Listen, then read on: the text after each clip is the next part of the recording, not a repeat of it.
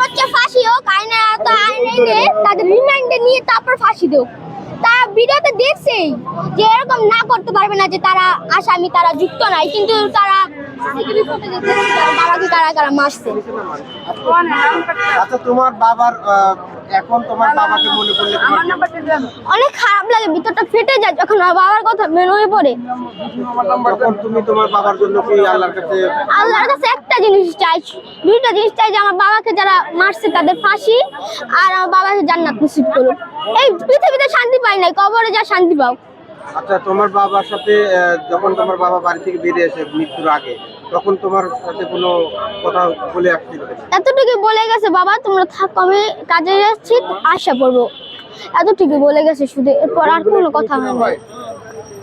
তোমার বাবা তো প্রতিদিন তোমাকে যাওয়া আসার সময় আদর করতো, হ্যাঁ আর এখন সেটা মিস করো? হ্যাঁ।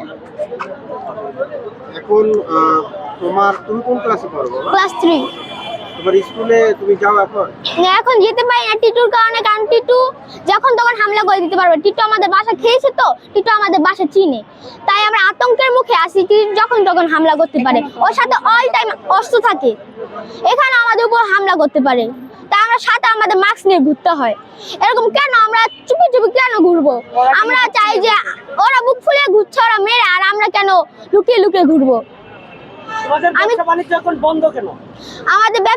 এখন বন্ধ, কারণ আমরা কোনো সাহায্য পাচ্ছি না। আইন যদি আমাদের সাহায্য করে তাহলে আমরা ব্যবসাটা রানিং করতে পারবো। তোমার বাবার জন্য একটু হাত তুলে দোয়া করো। আমি চাচ্ছি যে আমার বাবাকে জান্নাত নসিব করুক, আর যারা মারছে তাদের ফাঁসি হোক, এতটুকু চাই।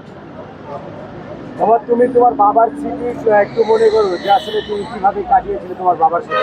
আমার সাথে সময় কাটিয়েছিলাম, অনেক অনেক কথা বলতো আমার সাথে, অনেক শেয়ার করতো। এইগুলো ভাইয়া প্রশ্ন করেন না আপনারা বাচ্চারা।